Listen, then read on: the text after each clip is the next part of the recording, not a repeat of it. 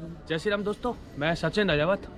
मैं हूँ अभी कुंभ नगरी प्रयागराज में, और कुंभ नगरी प्रयागराज में भी बाबा महाराज भगवान दास जी के आश्रम में, जो कि करौली से आए हैं, और उनके खालसा में लेके चलता हूँ और उनसे पूछेंगे आज कि यहाँ खालसा तक आने के लिए उन्होंने क्या क्या परिश्रम किया है और क्या क्या इधर जो खालसा है उसमें क्या क्या सुविधा है जो हम रुके हैं, जैसे कंबल दिए हैं, हमें कमरा भी दिया है। और आइए अभी मैं आपको अंदर लेके चलता हूँ, जो कि महाराज जी से मिलाएंगे और पूछेंगे। आइए, अब बोल दो चल। तो दोस्तों, अगर मैं बात करूँ खालसा की, तो जो भी भक्त है करौली से आएंगे तो उनके लिए अच्छी व्यवस्था की गई है, जैसे कि रूम भी है, लेडीज़ों के लिए अलग है, जेंट्सों के लिए अलग है।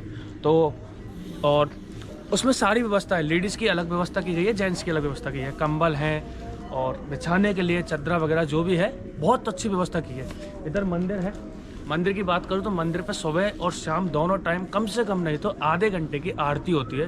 उसमें सारे भक्त जितने भी श्रद्धालु हैं उनको एकत्रित करके सब भक्तों को और आरती की जाती है, ताकि भक्तों को भी लगे कि हाँ, हम कोई तीर्थ स्थान पर हैं और महाराज जी तो करते हैं। तो आइए अब मैं आपको महाराज जी के पास चलता हूँ और लेके चलता हूँ, और महाराज जी से पूछेंगे कि आपको इस खालसा तक आने के लिए क्या क्या और कितना परिश्रम करना पड़ा। महाराज जी राधे राधे राधे राधे राधे राधे राधे राधे राधे। तो महाराज जी, सबसे पहले तो आप अपना नाम बता दो और परिचय दे दो थोड़ा सा। मेरा नाम भगवान दास है जी महाराज जी। जी। तो महाराज जी, आप करौली से बिलोंग करते हो? जी, मैं चैनपुर करौली राजस्थान से बिलोंग करता हूँ। अच्छा, तो महाराज जी आप ये बताइए कि आपने जो ये खालसा लगाया है भक्तों के लिए, तो इस खालसा के लिए आपने कितने साल से परिश्रम कर रहे हो, और पहले भी खालसा की सोची थी आपने, या इससे पहले कहीं लगा था हमारा जो खालसा था करौली वालों का? जी, इसके लिए ऐसा है कि मैं बहुत बचपन से ही साधु हूँ जी, और अखाड़े का साधु हूँ मैं जी महाराज। तो पहले मैंने मतलब यह है कि आश्रम की स्थापना की। आश्रम की सबसे पहले मैंने भारत देश की यात्रा की, तो ये पैदल यात्रा की भारत देश की जी। फिर इसके बाद में मैंने आश्रम बनाया चैनपुर में, ब्रह्म ऋषि आश्रम बनाया जी। फिर मैं समय समय पर जो है ना, यहाँ पे जब भी कुंभ लगते थे तो मैंने अब तक यह है कि सारे कुंभ जो है ना 4-4, 5-5 बार कर लिए जी महाराज।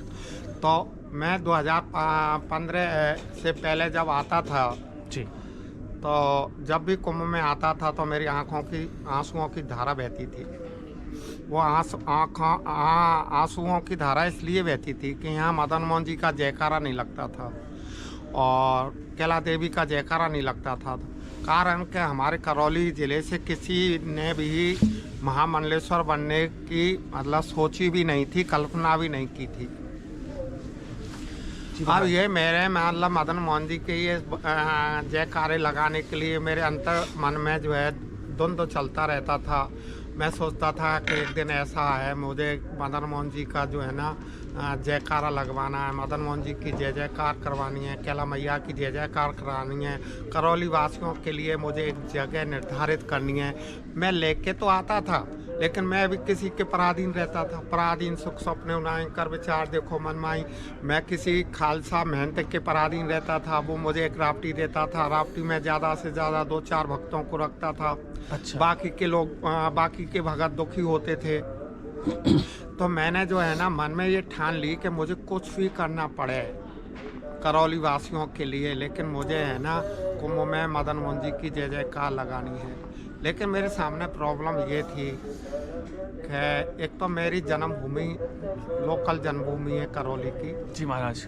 तो लोकल जन्मभूमि होने के नाते लोगों ने मुझे मतलब इतना मुझ पे हनुमान जी की तो कृपा रही, लेकिन अगर वैसे देखा जाए तो मेरी आज तक की ये दौड़ में अकेला सेनापति हूँ, अकेला महंत हूँ, अकेला पुजारी हूँ, अकेला मतलब ये है कि कार्यकर्ता हूँ।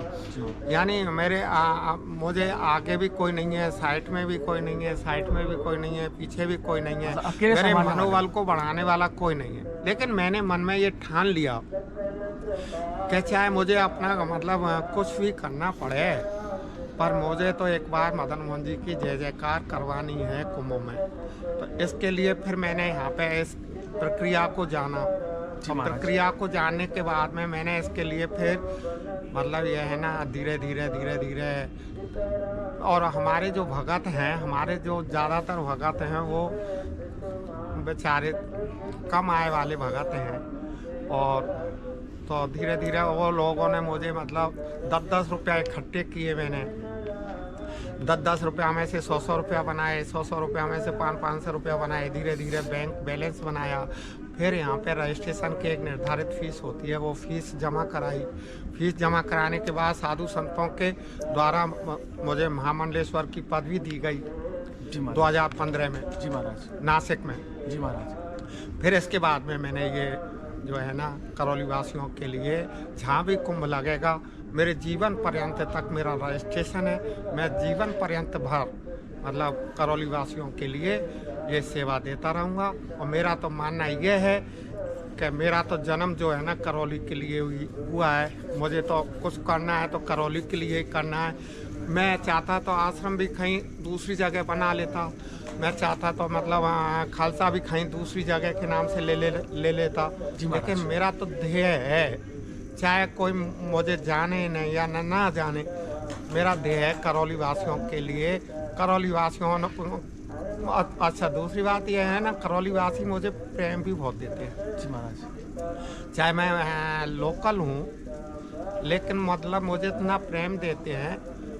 और प्रेम देने के बाद उनके प्रेम को मैं भुला नहीं पा करके, इसलिए उस ये सब मैं सब जो है ना करने के लिए तत्पर हूँ। चाहे मुझे इसके लिए कुछ भी मतलब करना पड़े, किस भी गुजरना पड़े, कितना भी कठिन परिश्रम हो। हाँ, चाहे मुझे मतलब इसके लिए मतलब अब है ना मतलब ये है कि अब माथे पे मतलब ये है कि पहाड़ी उछना पड़े तो भी मतलब तैयार है उसके लिए, रेडी है। और मैं पहाड़ भी उछ करके इस काम को करूँगा। भाई कितना परिश्रम किया है कि देखो रजिस्ट्रेशन के लिए डोले हैं पहले और तपस्या की तपस्या की ऐसा है। उदाहरण के लिए यहाँ पे कोई 10 बाई 10 जगह नहीं ले सकता है। 10 बाई 10 जगह भी जो है और 1 करोड़ रुपया में नहीं मिलेगी यहाँ पे। जी महाराज। जिसमें हमको जो है ना संतों की कृपा से हमें 100 बाई 100 जगह मिली हुई है। जी महाराज, जैसे आपने जो अखाड़ा ये जो खालसा खोला है तो इसके लिए कितने साल का परिश्रम होगा इससे पहले?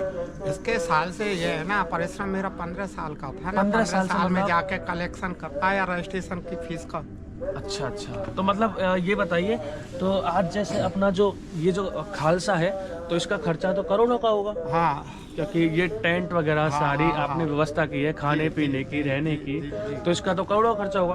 तो इसके पीछे क्या आपको किसी ने सपोर्ट किया है या खुद ही? ऐसा है ना, सपोर्ट तो करते हैं पर जो मतलब जैसे करना चाहिए वो हमारे अभी क्षेत्रवासियों में, हमारा क्या क्षेत्र पिछड़ा हुआ है अभी, धर्म के मामले में अभी जागरूक नहीं है। जी महाराज। हाँ, करते तो हैं पर इतना जितना नहीं करते जितना मतलब होना चाहिए, अपनी संपन्नता के अनुसार नहीं करते। तो चलिए दोस्तों, महाराज जी से हमने थोड़ा सा परिचय लिया है और महाराज जी ने बताया कि महाराज जी की सबसे बड़ी बात तो ये है कि अगर महाराज जी जैसे अगर और भी संत हो जाए ना तो इस भारत देश का कल्याण हो जाए भाई। क्योंकि एक अपने जिले के लिए, एक अपने राज्य के लिए, एक अपने धर्म के लिए, एक अपने समाज के लिए इतना परिश्रम किया है और वहाँ से उठ के जो कि साधुओं के यहाँ घूमे हैं और परिश्रम करके तपस्या करके, इसको तपस्या ही बोलेंगे, उसको करने के बाद अपने जिले के और अपने धर्म के लोगों के लिए इतना बड़ा संकल्प। अब ऐसा है, साधुओं की संख्या इस समय 10 करोड़ है। जी महाराज। और महामंडलेश्वरों की संख्या है 3000। महामंडलेश्वर और साधुओं में अंतर क्या होता है महाराज? साधु तो है हमारी प्रजा। प्रजा? हाँ, हम हैं उसके राजा। तो अच्छा, जो महामंडलेश्वर होते हैं वो होते हैं राजा, और जो वो होते हैं साधु वो होती है प्रजा। हाँ, तो हमारी 3000 में संख्या है। हमने अपनी 3000 में गिनती है हमारी, आपकी जो है। तो भाई सबसे पहले तो सबसे अच्छी चीज तो ये लगी कि इन्होंने क्या कार्ड बनवाया महाराज जी ने। और ये कार्ड से कहीं किसी भी जगह के और भी मेले ये में हम जब कल एंट्री करी थी ना हमने, तो महाराज जी ने बोला पहले कार्ड बना दो इनका, ताकि कहीं इनको रोक थाम ना हो। तो अब हम पूरे कुंभ में भी घूमेंगे ना, कहीं खो भी जाएंगे ना, तो इससे दिखा कर ना महाराज जी। और पुलिस वाले भी इस कार्ड को देख करके हमें पहुंचा देंगे यार। हाँ। क्या बात है यार। तो यही कहूँगा जय श्री राम दोस्तों, मैं सचिन राजावत विदाई लेता हूँ महाराज जी से। महाराज जी आशीर्वाद दो ऐसा, और बहुत बड़ी कृपा है महाराज जी की, हनुमान जी की। तो चलिए दोस्तों चलते हैं और फिर नेक्स्ट व्लॉग में मिलेंगे। जय माता।